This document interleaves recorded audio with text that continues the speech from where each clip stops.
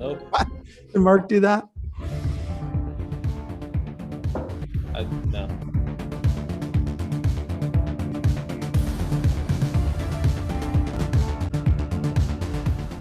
What was it showing the right screen? No, that time it was, yeah. The first time it was showing us your like control panel. Welcome everyone to another episode of blah, blah, blah, blah, blah. My name is blah, blah, blah, blah, blah. Just insert whatever cool intro works best for you in what I just said. And then everyone's happy. You get the intro you want. I'm going to read a poem. Oh, goodness. Come on. Let me put it right here so it looks like I'm memorizing it, even though it's right by the camera. So, okay. Poem time. This is emotional. Webby, Webby, Webby. Maybe take down the music a little bit if you can, Brandon. Webby, Webby, Webby. What can we say? Our love for you is heavy, but not in a top-heavy way. Our love for you is limitless, like a plan without 415. But don't think your time with us is frivolous, because if you were a woman, you would be our queen. 401k, 403b, and cash balance too. Webby, we love these things almost as much as we love you. Your podcast is totally rad, and your blog is on fire. Sometimes I think Fred Reish might be your dad, which means your mom is a liar. So let me say on behalf of the show, we can't wait to learn all that you know.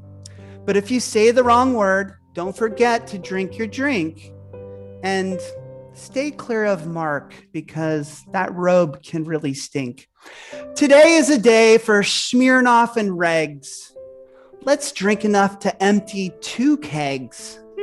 By the end of the show, we'll have a CBC, and I will most likely really need to pee. But don't ever forget the Holics' love for you. Webby, you're always our bestie through and through. That's it. Oh, I almost teared up. There. It was emotional. Justin, why don't you give this guy a fucking prison? I'm playing bullshit. Why don't you give this guy a formal introduction, Justin McNeil? I don't even know what the point of a formal introduction is after that, but I just made up a bunch of shit. You give him the real facts now. That's right. You look like you're reading right at the camera. All right. So this week's guest, industry leader and a very close friend of the show, former VP of Camac Retirement Group and one of the newest members of CapTrust. He's a co-moderator of Plan Sponsors Ask the Experts column for 403B plans. He's the author of Top Mind blog, host of Revamping Retirement podcast, creator of the Webby Room Rating, but most importantly, he's Retireholics' biggest advocate for making it on the cover. Ladies and gentlemen, the creator of the Webby Room Rating and a man who has one of the most genuine looking smiles I've ever seen, Mr. Michael A. Webb, CEBS. Nice. Good job, Justin. Speaking of the Webby Room Rating, let's ask the audience to give us all a Webby Room Rating right now. So put the person's name and your Webby Room Rating that you think they should get.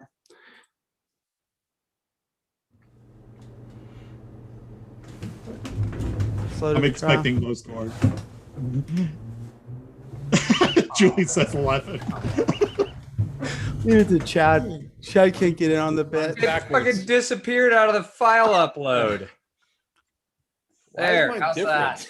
What is yours? Oh, mine's flipped. Yours is flipped. I think that's funny. Anyways. I'm keeping it, Webby. So I'm like Donkey Kong. Yeah. Okay. Housekeeping. Let's see.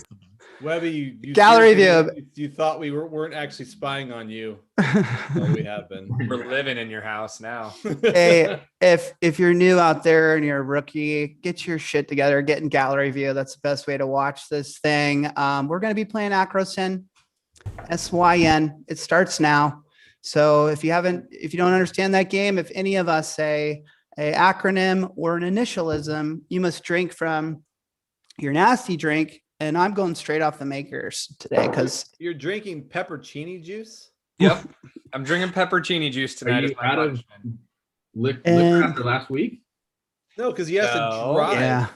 I It's a have great to go point. to coach my son's baseball game after this. Webby, you should know. Mark and I love you, just like the poem said. Justin and Chad have a hard out at 5:30. So everyone give them shit in the chat bar. They've got families and loved ones to do things with. Let's see. We're gonna have Eccleston starts now. We're gonna have a chat bar champion for sure. So audience, make sure you're paying attention to that chat bar so you can vote for the winner. And Webby, don't forget, you're going to vote for someone to get into the semifinals. So do your best to pay attention to that, but focus more on being the guest. Focus more on being the guest. Let's see. You know what? Are we going to do Wheel of Ice? The old and unimproved Wheel of Ice. We are. Brandon, let's go ahead and just get that sucker out of the way, man. Let's spin it. Oh, you can't see it because you're Brandon, get your background off. There we go. Oh, Brandon. Oh, no. All right. Second wheel. Second spin it. Spin it. I didn't even bring drop-in liquor tonight. It is always. It's always been froze. It's never always been anything froze. else. It's always been froze. Jeez. Brandon, you're muted, but it's probably better that way. The test landed all and safe, but This shit, it does land safe. it's never good when the producer is drinking more.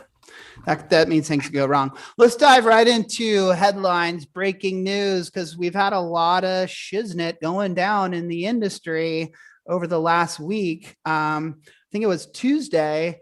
The DOL came out with a little something on the fiduciary rule. Department of Labor. Mark's trying to load you. Yeah. Got it. On the fiduciary rule guidance, Webby, I know you just pay close attention to that stuff. What was your take on it? Anything massive? Is this something that advisors need to pay attention to? I mean, give me a little summary of it. Yeah, pretty awful that we had nothing to talk about this week because the DOL was. Oh, I got one too. Uh-oh. Good start. Oh, by the way, guys, I'm really motivated tonight not to drink the Jenny Cream Ale. Those of you in the Northeast will know why. Be careful. Be careful. I'm gonna have to order some. Oh, that's nasty. Can't be that bad. Yeah. Oh, it's $3.99 a six pack. It's bad. Even half are You know, Webby, the I article, want to try that so bad now. the article that you had passed along to us from Benefits Pro had a little interview of the Reshinator, and Fred kind of said like, hey, there's nothing new here. Like this was all in the long-winded preambles that Fred reads late at night, you know, in the past. But he kind of, his take on it was, this is kind of a more regular guy friendly kind of piece that's given us some FAQ frequently asked questions and stuff. So anyways, give me your take on it, Webby. Yeah. So the Department of Labor, you know, in the latest guidance, really kind of has said what Fred Reich has been saying for months. So really, I read it and I was like, you know, what's the big bombshell that they're going to drop or anything like that? Because basically, if you read it, you're hard pressed to think that the future of rollovers is going to be anywhere like it is now, where you have, you know, broker dealers and other places basically rating retirement plans for assets. I experience it myself. I work with a plan where I happen to speak to the participants, and I could tell you probably about 30% of the calls I get are some participants sitting with their wirehouse person or somebody like that. You know, can't wait to get the money, you know, their person's six-figure balance out of their retirement plan. Right. And the DOL sees it. The DOL is a tough one. Oh boy, that's two. That's true. You can't admit.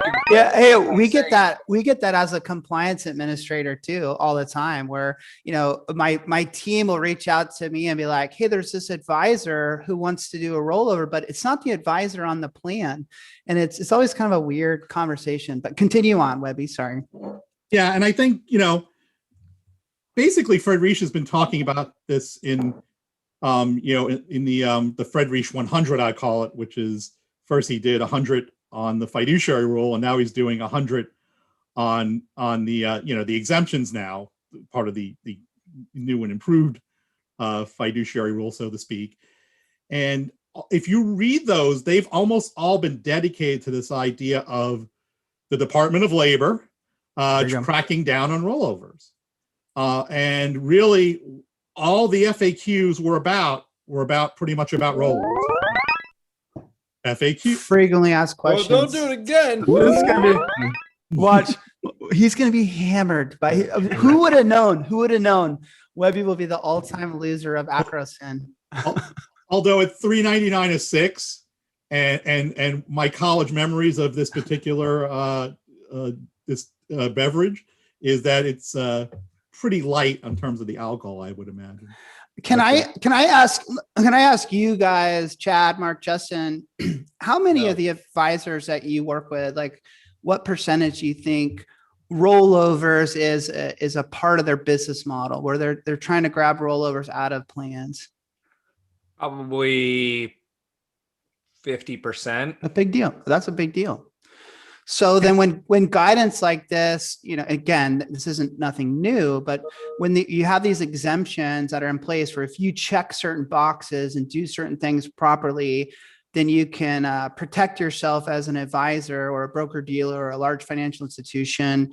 This is important stuff that you definitely, it's a reminder to make sure that you've got everything in line and you're doing it properly.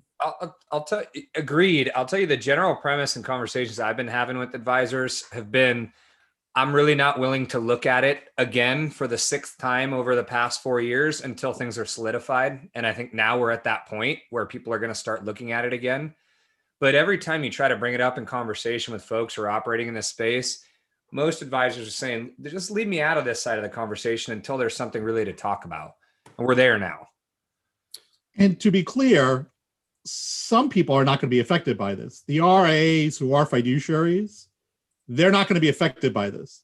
This is only about people who are not fiduciaries. It's beneficial for them, right, Mike? Yeah, it's actually beneficial for people who are already fiduciaries. Yeah, we had one there, Webby. Well, what did he do? Registered investment advisor. Oh, there you go, buddy. Keep pounding that cream, whatever it is. Cream soda, for all intents and purposes, is what it sounds like. We don't have to go too into detail. Soda would be fun. But there is a little part that I thought was kind of interesting where he was talking about how the advisor had to first work with the participant to get the plan information, right? The fees, the investment, that type of thing. But if the participant wasn't cooperating or they somehow couldn't get that information from the participant, that then as a secondary act, they could rely on like the 5,500 and kind of typical benchmarking. And again, this is like, if you're going to do a rollover, you need to make sure that it's in the best interest of the participant, right?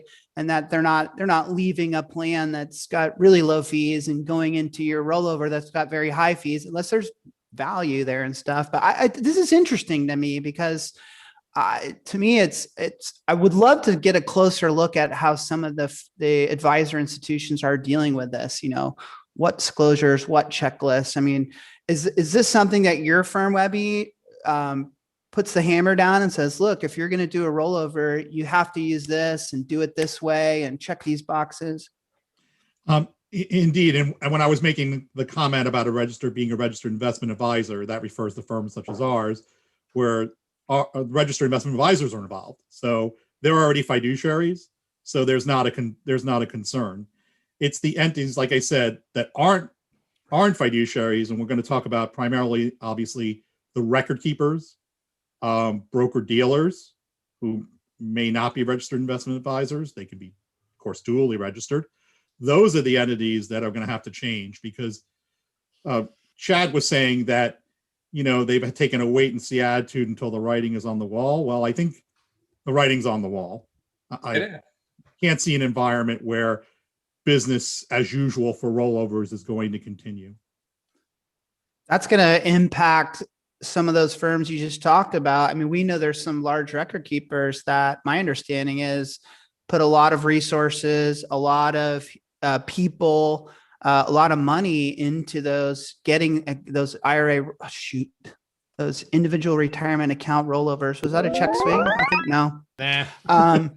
Something I hadn't put much thought into, JD. Many of these record keepers have consolidation teams, right? When they're bringing over a plan, that they aggressively go out to the participants and say, "Hey, do you have any outside individual retirement accounts? Do you have any old 401ks?" And they aggressively try to pull them in. I've always looked at this from an advisor perspective, a BD perspective, but it's going to apply to those record keepers as well, right? Oh man, peppercini juice. I said broker dealer. For sure. Well, anyways, keep your eye on it. There's plenty of articles out there. Check out Nevin's article because it's really well done. He did a great summary of it. And let's move on to the other one that came out during the week, cybersecurity.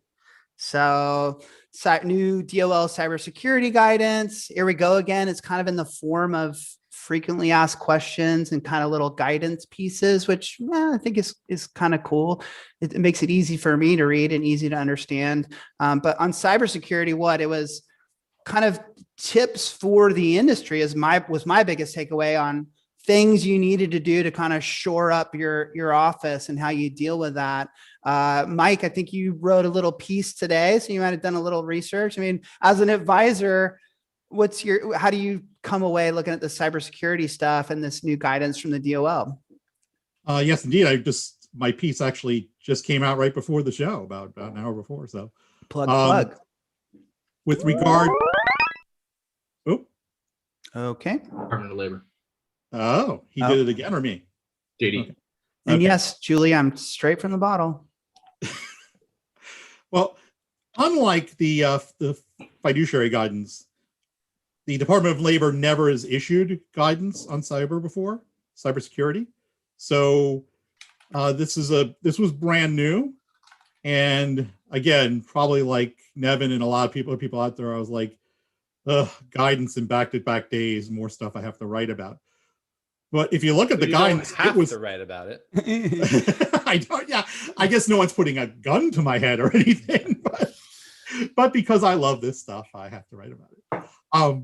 But what happened with this particular guidance is I was kind of dreading it when I first read it. I was going to say, oh, this is going to be like 100,000 pages of a proposed temporary rule that'll never get enacted anyway, because the fiduciary rule over a decade hasn't been finalized yet. And then I go to it, and I was kind of disappointed from that perspective, because it's a grand total. Anybody want to guess how long the guidance is? Grand total number of pages? 6. 10. Pretty close. That is extreme brevity on the part of the Department of Labor. I don't know if I've seen anything that short. So perhaps Debbie can chime in the chat. But the way I take it is like we're kind of dipping our toe in. It's finally that moment of saying, hey, look, this isn't just something to talk about. This is something that we're going to be very clear and distinct. Like, this is a responsibility. It's going to need to be addressed. And so I think this is just an evolving thing, right? I mean, let me ask you guys, that this show is supposed to really be for advisors to kind of improve their practice, get better at what they do. Is cybersecurity already part of a point of sale? And do you think that the prospect cares? And have you seen anyone successfully presenting why, their partners have that in a good way and that helps them win the business? I'll go to you, Chad. I mean, is this a topic? Very seldom do I see advisors talking about their cybersecurity, but I do see them positioning the record keepers they're trying to bring in on a specific case and the strength of their cybersecurity teams. And I've seen record keepers leverage it to win business, but most advisors have disclosures in what they're handing across the table. But outside of that, nothing's touching on the cybersecurity side. And remember, most of the folks I'm talking about are the registered investment advisor folks. They're not the big broker dealer shops. I feel like there's an opportunity there for advisors, compliance administrators. Sure. I mean, we kind of assume, or at least hopefully we're not naive. I mean, we assume that record keepers got their shit together, right? And I think the ones we work with definitely have worked hard at policies. They've got pretty expensive tech behind the scenes that's tracking all kinds of crazy stuff in terms of these requests. I know compliance administrators, us personally, like we work really hard at what we do. But it seems to me this is an opportunity for advisors to get to understand it more, get their talking points kind of together so they can walk into a meeting and say, hey, look, my partners have this figured out. You're safe with us. It's a big deal. It might be a big deal in a certain market size, JD, but you know where the majority of plans are transitioning. It's going to be sub 10 million, and sub 10 million. This isn't really a conversation that's being had. And I don't think they're worried about it. It will be really. Well, you know me, I'm I wouldn't always say the optimist. I wouldn't say they're not worried about it. I would just say that they're almost. I think it was just in the chat bar. Like it's a big assumption that that's being taken care of, right? Like, hey, I'm paying you. You better have something in place to protect these participants, to protect what I'm doing when I'm sending you information. So I don't. I think Mark nailed it, Chad. I think they assume those clients you're talking about, they assume that everything's done right. Therefore, the opportunity for the advisors to say, hey, that's not really true. There are gaps. There are holes that you need to look for. JD, are you saying to use this as a sales technique? Yes, that's exactly what I'm saying. Shame on you. No, it's not shame on me because it's a good thing. You're trying to let them know that you're a prudent. So that as provider. Compliance administrators, can you look yourself in your brother's eyes, since he's our IT guy? Oh, dang it. And say that we've got our shit together. I think it's evolving, but I would say I'm very proud of Brandon and our team. You know, those managers, they've had several meetings over the last few years. We have a process, we have checks and balances. So yeah, compared to our peers, we do a pretty solid fucking job. Yeah, you were as far as TPAs go. Yeah, that's all. Brandon and I were having these meetings 2 years ago. Yes, Jack. Well, and I would say we certainly have our shit together, quite honestly. And Aaron asked in the chat bar, are the compliance administrators ready? No, Mark, not going there. Ready for an RFI on this? And my you are. No. Immediate response was no, because I will be honest, while we have things really well buttoned up and figured out on our end, we're not ready to communicate that to a client of all of our procedures. There's nothing that is explanatory that's good for us to hand out, to show what we're doing as a whole.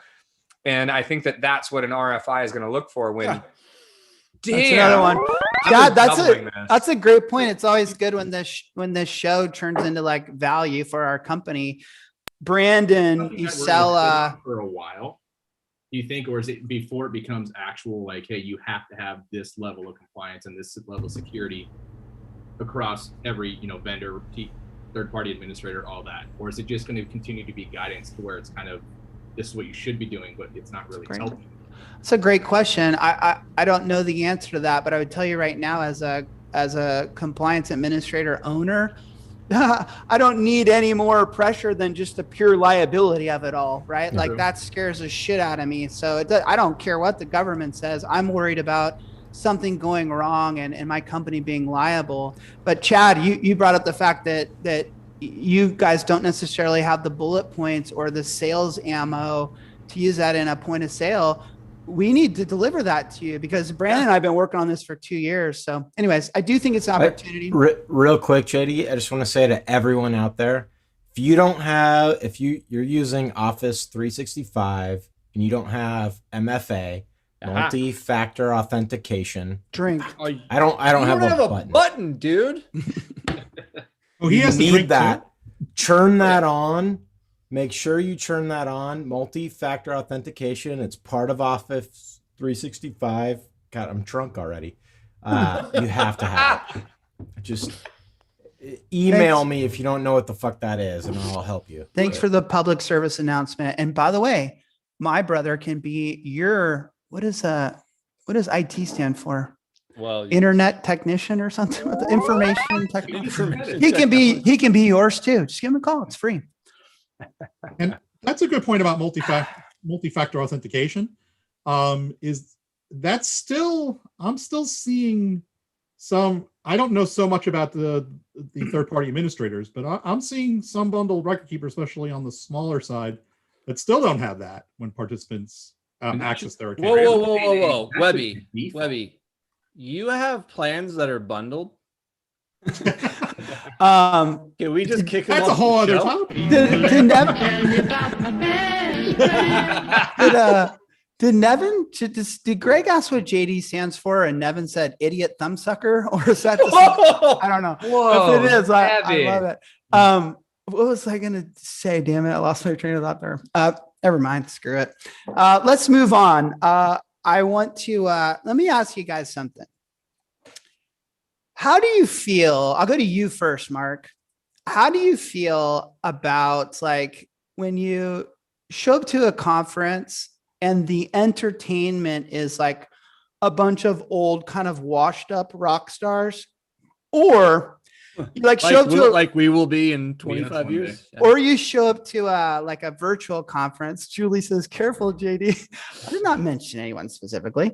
Or you show up to a virtual conference and you see like some dude that was a baseball player and he was in the Hall of Fame and he's like, he's doing a thing on Zoom and I don't know, they paid him $1,000. I mean, does it leave you feeling a little weird? Because I personally, I look at those washed up rock stars and the Hall of Famer, and I have this moment of like, fuck, this sucks, man. Yeah. Like, why are they here doing No, this? it's 1,000% weird. I've had that thought before, and I mostly think about how did that even occur? Like, how did that connection to that person, to that, let's just call it Hall of Fame baseball player, that they're like, do you want to come to this financial services conference and talk about your career? And why did they say yes? And you're just going, oh, it's the money. Yeah. It's for sure weird. Well, let me hold on.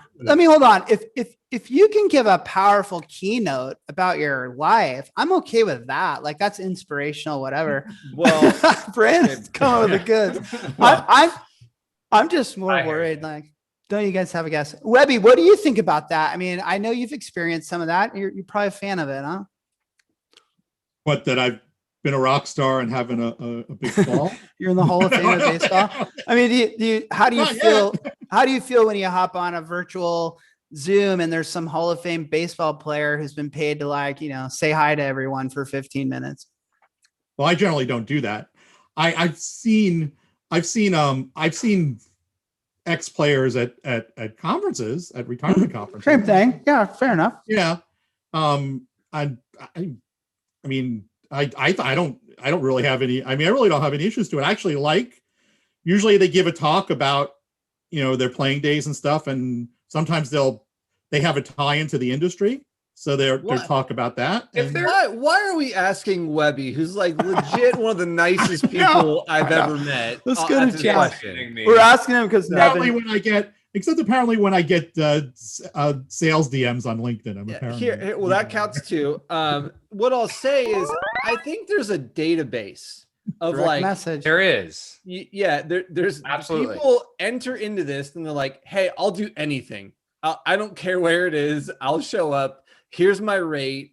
You know, Mark, you sent me maybe not years ago, a year ago, the website where you can pay any celebrity to record a video for you. Remember the one I sent you? Yeah, about but the at least dude some that of those lost the celebrities are fantasy football team? relevant. All right, we'll move on. And Nevin, Cameo. not an on topic, actually something that Brandon and I were texting each other about when these things happen. And it makes me feel a little weird. And it's not self-serving. I could give a shit about, you know, where we are. I'm not playing politics about any of this stuff. It's honestly comes from the heart. I think it's a little weird. Let's move on. Quite a lamer game. Yeah, right. Good lamer game thing. Dude, Let's move. I need a third question. Thank you. Let's move on to what I think is kind of Webby's area of expertise, 403B plans. And let me kick it off by saying, let me ask you this question, Webby. If I'm a 401k pro, but I don't have any 403B knowledge or experience, and a plan kind of falls in my lap, like, can I take that on and do the job? Or do I lack the experience or the intel? Like, how do you think? And this might lead us to discussions around the difference between I hope it does, between 403B and 401k, and we'll get to that. But can a 401k person take on a 403B? Yes or no? Absolutely. I mean, in 1991, when I started, I probably would have said, you probably need a little bit of the experience behind you, but you can, you know, it's a defined contribution plan. If you work hard and you do your homework and you do your research, you know, there's so many resources out there available for even 403B plans, even though they get a little short shrift, that it's to become a scholar of 403B is not, you know, I don't think is a terribly difficult thing. Now, if you're taking on a defined benefit plan for the first time, obviously that's a way different animal. But what you're talking about here is you're talking about two types of defined contribution plans. Are there differences? Yes, but there are a lot of similarities. There are a lot more similarities between the two plans now than when I started in 91. They were almost completely different. But thanks to Congress, and I can thank Congress here, they're a lot more similar now. So let's a lot more similar now. So it's a lot. I'd say you could easily now, if a giant, I don't know, $1 billion for 403B plan falls into your lap, that might be a challenge. But if like a small local nonprofit fell in your lap, I think you could easily handle it. Jason Grant says universal availability is an eye opener to a 401k, pro. So let's pretend that our chat bar is not full of a ton of experienced people, even though I know it is. What are some of the differences between 403B and 401k? I'm talking like ADP test, top heavy. Like, let's cover some of those. Okay. Oh shit! Actual deferral. God damn it. Hey, before we go there, Webby, before you start to get into the differences, let me say, because it needs to be addressed, taking on a 403B moving forward can be very simple, can be like a 401k. And Julie mentioned it at the beginning of this topic in the chat bar. Taking on a 403B that's been in existence for some time is often very complicated because it's sitting in old individual annuities that have surrender charges, that have assets that have to stick behind if you're moving it. There's a lot for an advisor to be aware of if you're taking on an existing 403B. Damn it, Chad. That was my follow-up question. No, you're right. No, you're right. No, it's good stuff. Good stuff. I mean, and that's probably, I would say, lesson number one in terms of, if I could think of the first thing you would need to know if you knew nothing about 403B plans and you're a new person jumping in, is they're not as portable as a 401k. You can't just pick up the stakes, empty the trust out and have a new trustee over here and a new, and all new service providers. Not only are they not as portable, and there's kind of conversion issues that might come as a shock to 401k pros, like what Chad was talking about. I think if you don't understand that there might be these left behind accounts and you're not working with partners that understand that and can handle those, like you're kind of heading down the wrong path.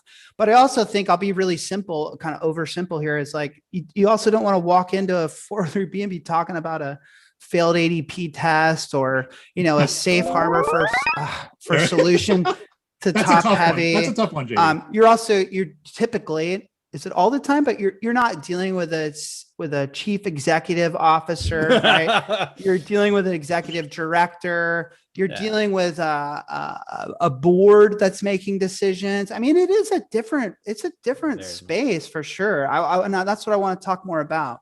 Okay, well, let's talk about the pluses first, and then I'll get into some of the minuses.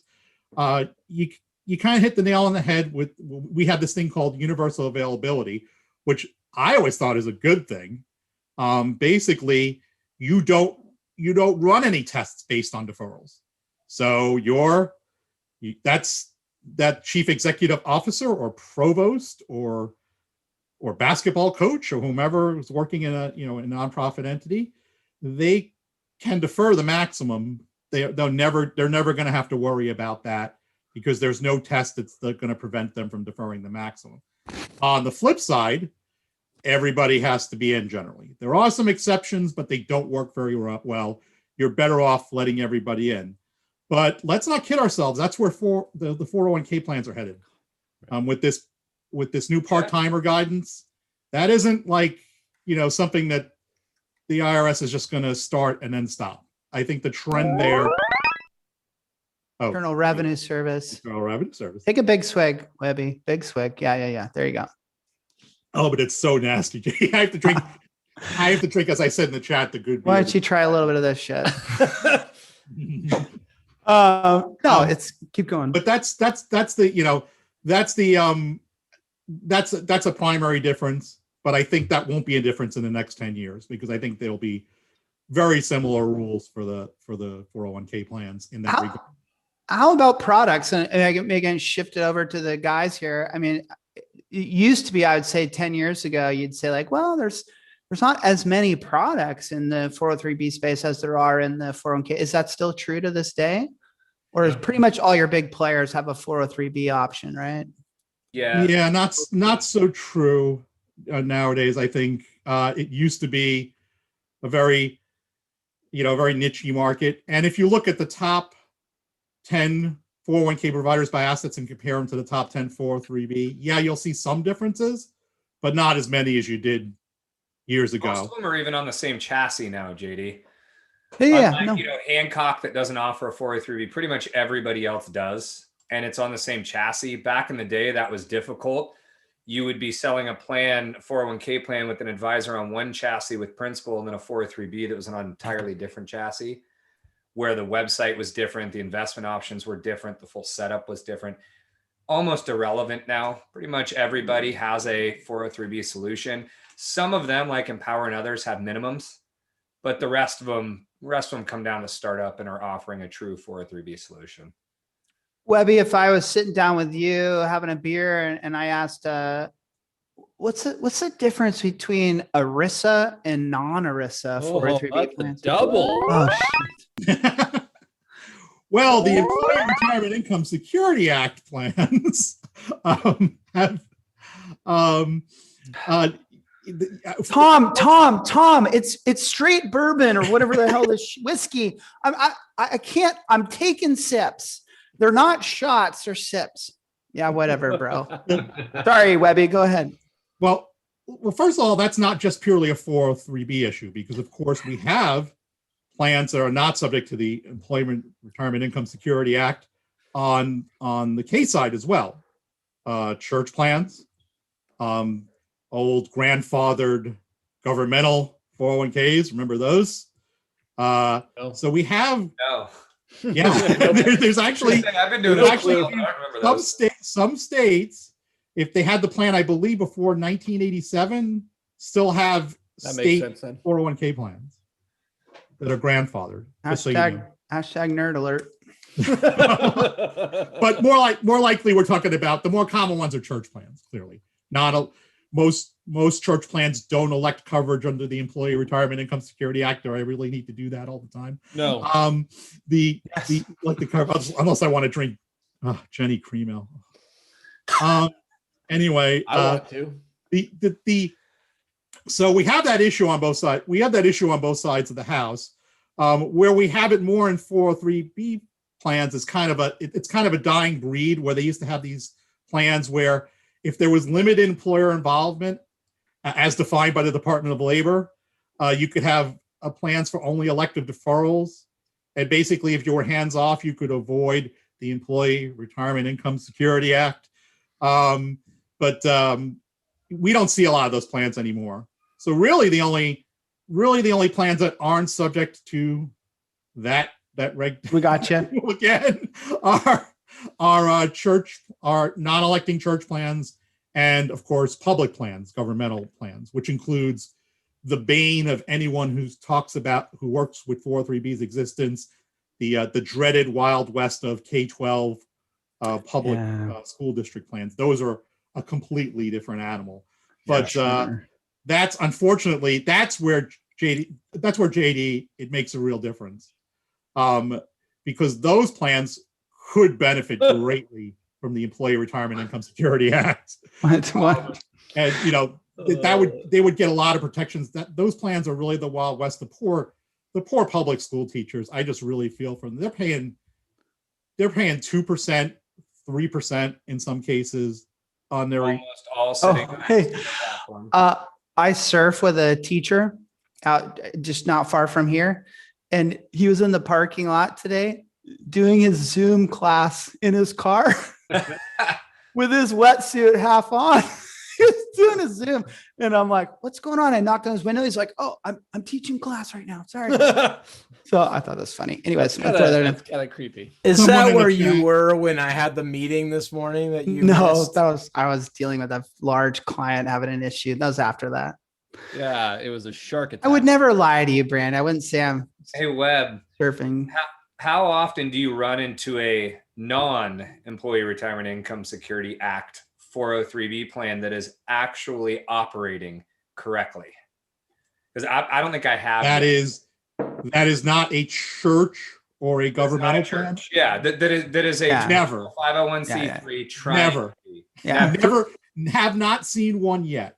Yeah. Almost always have to come in and say, hey, you did something that subjects you to the Employee Retirement Income Security Act. I'm really getting good at this. That I think is something advisors should be prepared to discuss. So we're going to try to tell them that they can have conversations with the nonprofit community.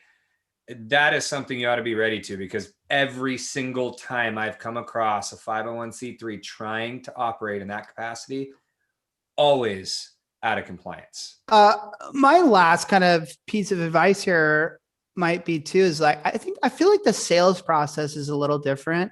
I think we've talked about this before on the show, but as a 401k person, I'm kind of used to walking in and talking to the decision maker and getting it sold.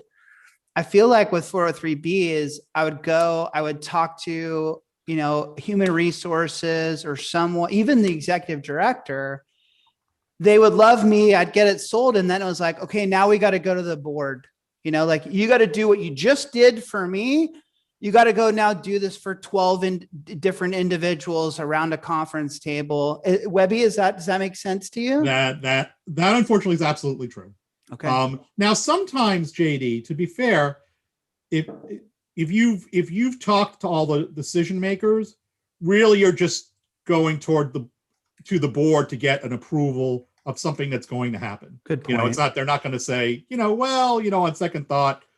A lot of times when recommendations from committees go to the board, they're approved. I mean, Julie's got a good point too. Julie's like, but then you also have to wait for the next board meeting, which, who knows when that is. It is that kind of process.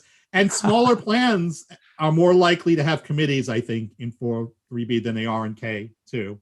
So it is a group of people you're going to have to impress, but I think it's well worth it. I can tell you, obviously, CapTrust has been around now for 35 years.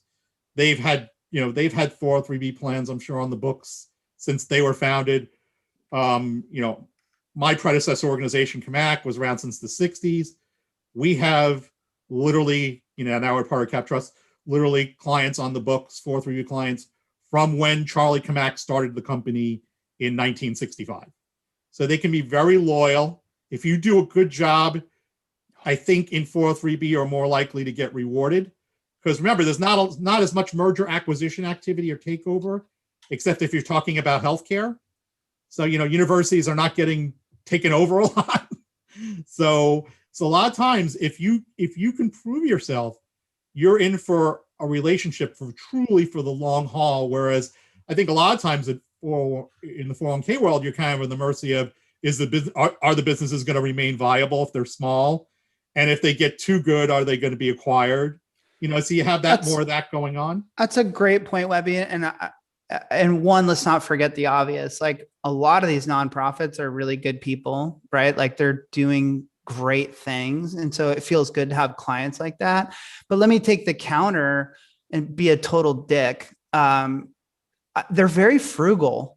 Like, so unlike your 401k clients, like I feel like they're strapped as they should be, they're strapped for cash, they're nonprofit, they're trying to do good things. So they really do like grind you on fees. That's been my experience at least. But go ahead.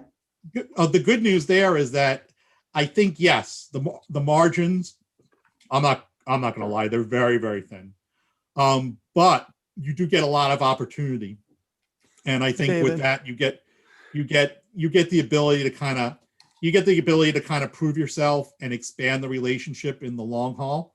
I can't tell you how many times, CapTrust has had clients, they started out really, really small and now they're giant clients, probably 10 times the revenue what they had or more in the beginning, because you just kept adding as the plans got more mature and you wanted to do, different things with them, you were still there for the long haul. So you could increase your business. Yeah, still be frugal, but if you're doing like 70 different things for them and all of which create value, they're going to recognize that. And another point to that is 403B is a little bit behind K, especially on the large side in terms of revenue sharing. So a lot of these investment providers have revenue sharing still baked into their plans. So a lot of these larger plans have lots of revenue sharing built up in their excess revenue sharing account, which of course you're saying it's an opportunity. Yeah, which of course they can credit back to participants, but the participant gets like $4, big deal sometimes, because you're spreading it out among all the participants. So a lot of times, you look at that and say, hey, there's an opportunity here to work on financial wellness, to improve our participant engagement, to improve the advice offering. And again, those are opportunities to expand the relationship. So I think it all goes back to, yes, the margins are thinner, because I think everybody, if you're in a committee, you're really if you have a committee of smart people looking at these things, they're going to be on the ball, and you're not going to be able to get anything past them and Julie said earlier that committee or that board, that many of them have worked at Fidelity, or, where her joke, I get that joke, which is like, you always have a few like investment experts on the board that chime in. That's good. So it seems to me that the assessment here is, don't be afraid of 403B. If you're a retirement plan advisor, you can handle it. You just got to learn a few things, and you should probably add it to your practice. Would you agree, Chad? I mean, I would agree, but I would say we just got done talking about narrowed margins, and I'll talk to a community of advisors that don't maybe specialize in the retirement plan space. Those are the ones that tend to bump into these nonprofits, in my experience. And they come and say, okay, I'm going to charge 25 basis points on this $1 million 403B, but the assets are at VALIC in the past, and then they got moved to a different provider, and now this advisor is looking to move them again, and there's outside assets that have surrenders on them that they need to monitor. It's an entirely different world from a service perspective, and you need to be able to stand up and say, if I'm going to do all this, I'm going to charge more than when I'm charging a traditional 401k plan that's with one vendor and it's very simple. So yes, don't run away from it, but you need to be prepared to put your foot in there and be paid for the work that you're going to do. Who's the dot in the chat bar that your brother? Okay. Brandon. You just won't make any money. What a dick. Where'd you buy that core shirt? Amazon or something? What are you doing? All right, let's play a game. Dude, it just showed up and I put it on today. I got my delivery notice, ran out. Hey, Brandon, when I see someone walking down the street with a core shirt on, the first thing I think is, that's a winner. That's a winner. All right, labor game. Let's do it, Brent. Let's do it. Oh. Play Mark's little intro, because he doesn't start.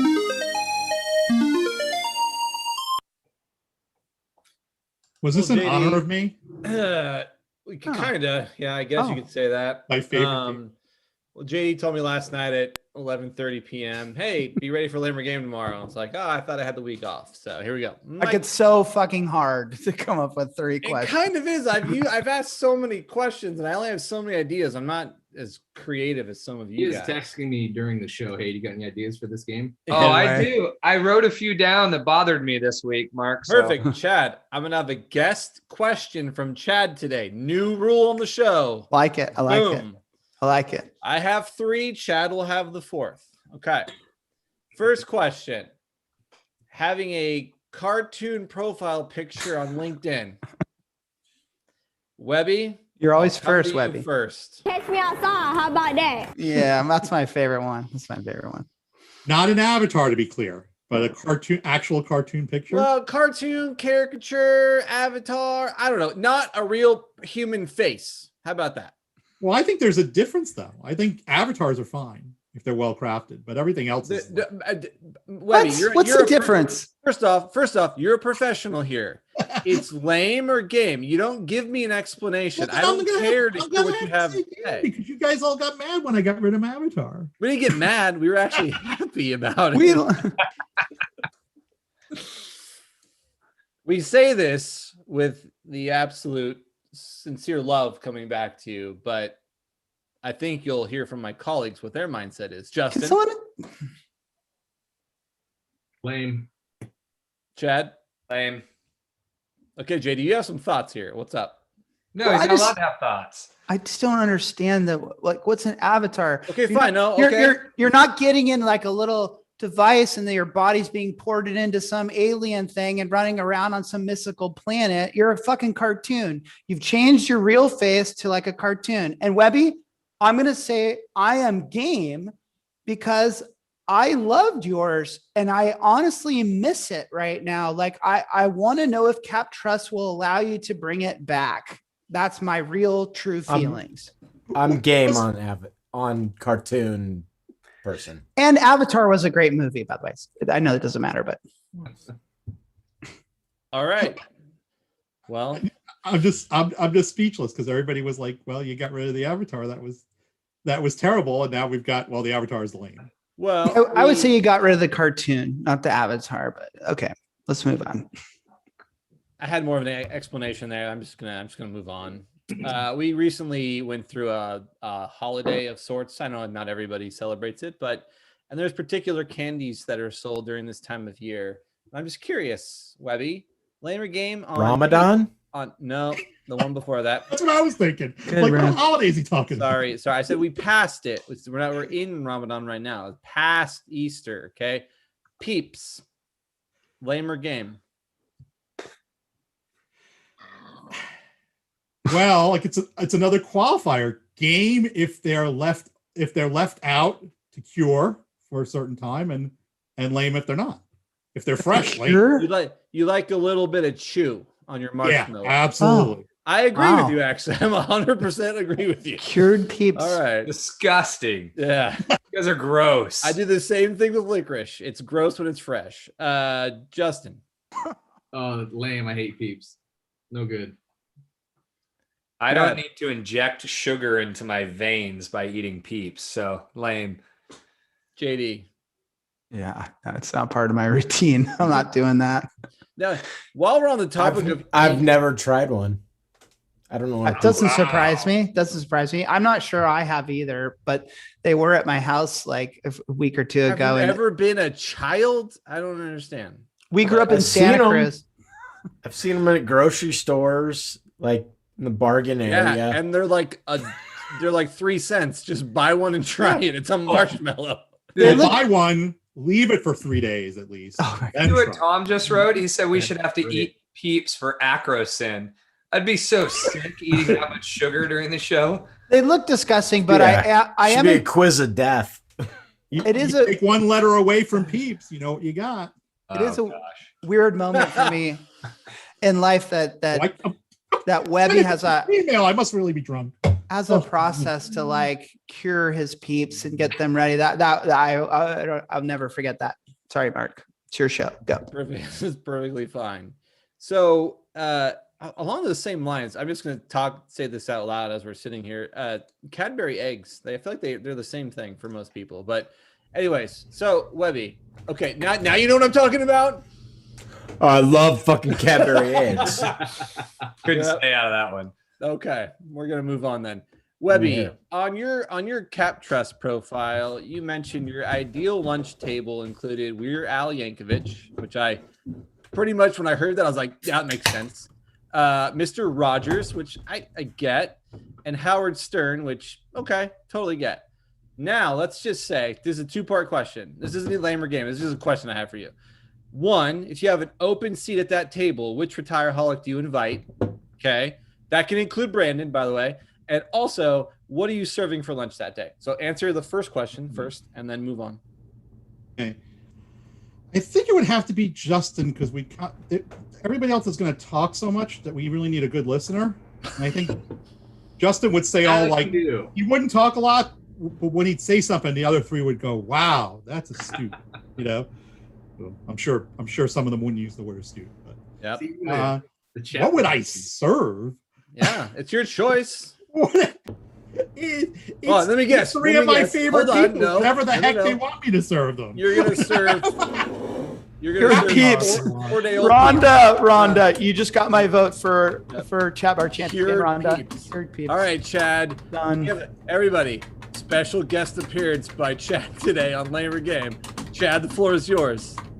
Thank you, Mark. I appreciate this opportunity to step in and ask a Lamer Game question.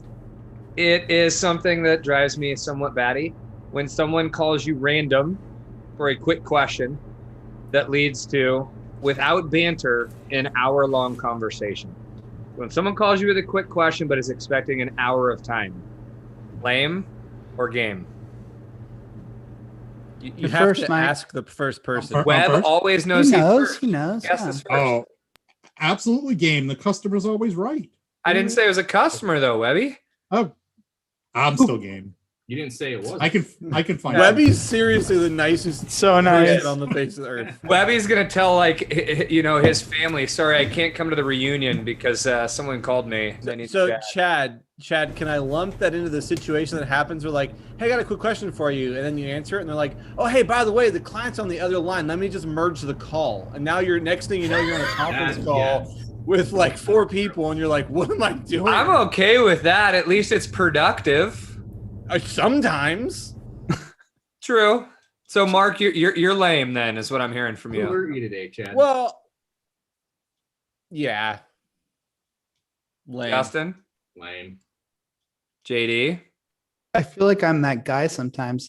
I feel like I feel like Justin will call me and be like, "Hey, I need to know this answer to this question," and then 45 minutes later, I'm describing like some situation from 10 years ago that I think he should be educated on. That's different though, because he's calling you. Like I get this. My days, I imagine, as most of us are fairly booked, and I get that call and I want to answer it because I see the person call and I'm like, hey, I've got 5 minutes. They're like, well, I need an hour. Like, then we need to schedule an hour, dude. You can't call me and expect an hour. Chad, we're not all as in demand as you are. That's not the point, JD. I mean, the point I had to lie. I had to lie to Brandon today. I was supposed to be on at 10 a.m. and I was surfing, and I told him I couldn't make it. And it sucks. Hey, we got to do CBC because I know Chad and Justin have a hard out. That counts. And if you guys, oh shit. Oh, look. Okay, is this fair? Instead of just sipping, Tom, I did no. What? JD, I seriously thought earlier your Miller High Life was your bottle of Maker's Mark, and I freaked out. Oh God, Tom, look what you made me do. God damn it. JD, all right, CBC, Mark. That counts again. Well, I'm gonna do this then. That's right. 2. Right. Who's your Chat Bar champion vote? Mark, I'm having a tough horse race between David K and Julie Casey. Same here. You vote one, I'll vote the other. It's fine. It's not surprising. Fine. Then I will go Julie Casey, but you have to tell me you're doing David K. Julie did do a good job today. Julie was my Justin. vote, so. Justin. David. Oh, David. Okay. David and Julie are in. Webby. Well, all my favorites were already mentioned, but I think there was a couple of comments by Sherry and a couple of comments by Rhonda that just got me out. Don't steal Rhonda. Don't steal Rhonda. Do it, Webby. That's mine. That's mine. Okay, I'll take Sherry then. Do it. No. Nice. I'm going Rhonda with the cured peeps. That's all it was for me. Just one comment. See, everyone? One comment can get you into the semifinals. All right, Brandon. We always rely on you to listen to everyone we just nominated, even though you're drunk. Hopefully you caught all that. There's a lot of new names in there tonight, too. I just went through the attendee list. There's a lot of new names. There you go, peeps. When Webby hey, goes up. Pun was not intended. There you go, peeps. Start voting.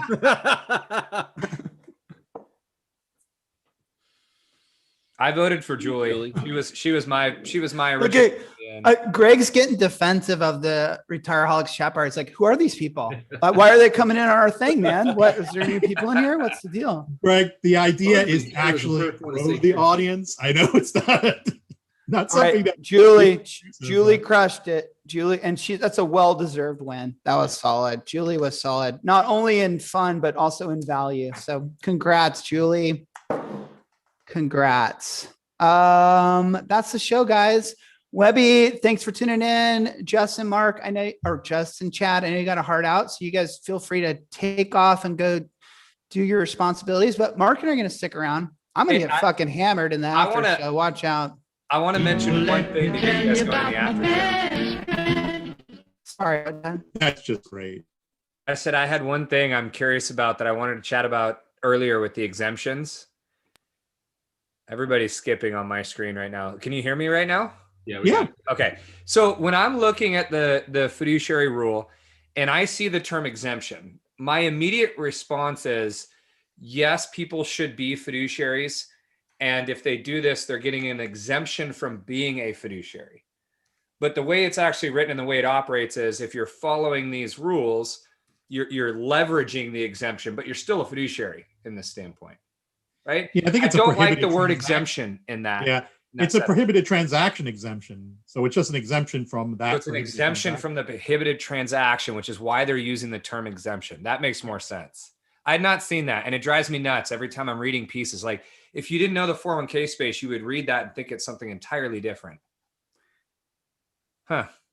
Thanks, Webby. You're smart. All right, Chad. It really is. Thank you, Chad. I'm glad I could be of assistance to you. Now it's 5:33 on the West I'm gonna go Coast. coach my son's baseball game. Have fun, buddy. See you guys. See ya. Thanks, Webby. Justin, go hockey it up. Go hockey it up, bro. Who won Do that. Ackerson?